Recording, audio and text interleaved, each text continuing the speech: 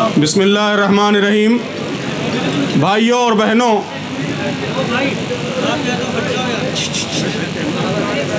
ये जो bill parliament में पेश किया जा रहा है, वक्फ तरमीमी बिल, ये बात अच्छी तरह वाज़े हो चुकी है कि ये इस मुल्क के मुसलमानों के मजहबी हुकूक़ में रास्त मुदाखलत है। दस्तूर हिंद ने, भारत के कॉन्स्टिट्यूशन ने, भारत के संविधान ने इस मुल्क के हर शहरी को अपने मज़हब पर चलने का, अपने मजहबी इदारों को आज़ादाना तरीक़े से चलाने का हक़ दिया है, राइट दिया है।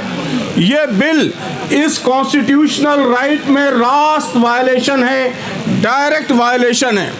इसलिए ये बिल एंटी कॉन्स्टिट्यूशनल है, दस्तूर के ख़िलाफ़ है, इस मुल्क की बुनियादी कदरों, बुनियादी वैल्यूज़ के ख़िलाफ़ है, उन उसूलों के ख़िलाफ़ है जिन उसूलों पर यह मुल्क बना है और इस मुल्क को आज़ादी दी गई है। इसलिए इस मुल्क के हर शहरी की, सिर्फ मुसलमानों की नहीं बल्कि इस मुल्क के हर शहरी की यह जिम्मेदारी है कि वो इस बिल की भरपूर मुखालफत करे।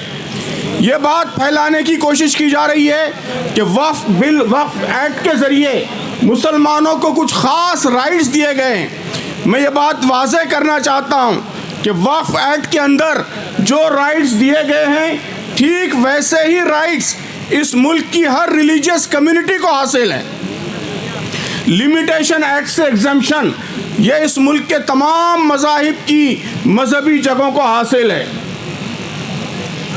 बाय यूज़र राइट ये इस मुल्क के तमाम मजहबी मकामात को हासिल है। मुल्क के तमाम मजहबी मकामात को यह हक़ हासिल है कि उन मकामात का इंतज़ाम, उसका एडमिनिस्ट्रेशन सिर्फ उसी मज़हब के मानने वाले करेंगे। लेकिन सेलेक्ट करके, चूज़ करके सिर्फ मुसलमानों को इस हक़ से महरूम किया जा रहा है। ये बात हम पर भी अच्छी तरह वाज़े रहनी चाहिए और मीडिया को भी ये बात मुल्क की आवाम के सामने लाना चाहिए कि जो हुकूक़ इस मुल्क के तमाम मजहबी हुकूक़ को हासिल हैं, सिर्फ मुसलमानों को उन हुकूक़ से महरूम करने की ये साजिश है, ये कॉन्स्पिरेसी है। इसलिए इस बिल की भरपूर मुखालफत होनी चाहिए। कहा जा रहा है कि ये बिल वक्फ के एडमिनिस्ट्रेशन को बेहतर बनाने के लिए किया जा रहा है। हमें पूछना चाहिए, मीडिया को पूछना चाहिए, एमपीज़ को पूछना चाहिए, किरण रिजिजू साहब से और गवर्नमेंट से पूछना चाहिए कि आप बताइए कि इस बिल में ऐसा एक सिंगल प्रोविज़न कौन सा है जिससे वक्फ का एडमिनिस्ट्रेशन बेहतर होगा। लिमिटेशन से एग्जम करने से वक्फ का एडमिनिस्ट्रेशन कैसे बेहतर होगा? बाय यूज़र प्रोविज़न ख़त्म करने से वक्फ का एडमिनिस्ट्रेशन कैसे बेहतर होगा?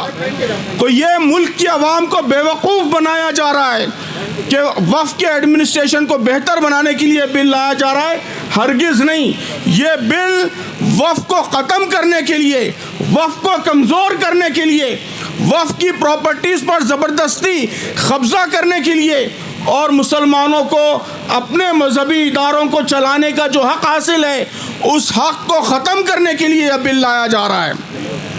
तो हमारे बहुत से एमपी दोस्तों ने बहुत सही बात कही कि ये बिल सिर्फ मुसलमानों का मसला नहीं है बल्कि इस मुल्क के कॉन्स्टिट्यूशन को बचाने का मसला है, इस मुल्क के संविधान को बचाने का मसला है, यहाँ की बुनियादी वैल्यूज़ को, बुनियादी कदरों को बचाने का मसला है। इसलिए मुल्क के तमाम अवाम को मुत्तहिद होकर इस बिल की मुखालफत करनी चाहिए और किसी सूरत इस बिल को मंजूर नहीं होने देना चाहिए। All India Muslim personal law board की जानिब से ये जो धरना किया जा रहा है, ये धरना शुरुआत है, बिगिनिंग है। अगर हुकूमत इस बिल को वापस नहीं लेती तो मुल्क के हर कोने में, मुल्क के हर गोशे में ऐसे डेमोन्स्ट्रेशंस होंगे, प्रोसेशंस होंगे, मुल्क के सारे अवाम इस बिल के ख़िलाफ़ उठ खड़े होंगे। और मुझे यकीन है कि सिर्फ मुसलमान नहीं बल्कि हमारे हिंदू भाई, हमारे सिख भाई, हमारे ईसाई भाई, इस मुल्क के सारे अवाम दस्तूर को बचाने के लिए, इस मुल्क की बुनियादी कदरों को बचाने के लिए उठ खड़े होंगे और इस बिल को हरगिज़ मंजूर होने नहीं देंगे। आप सबसे मेरी यही अपील है कि इस धरने को आखिरी चीज़ मत समझिए, इसको शुरुआत समझिए, और जब तक ये बिल वापस नहीं होता इस एजिटेशन को, इस एहतजाज को बराबर जारी रखिए। बहुत शुक्रिया। खुदा हाफिज़।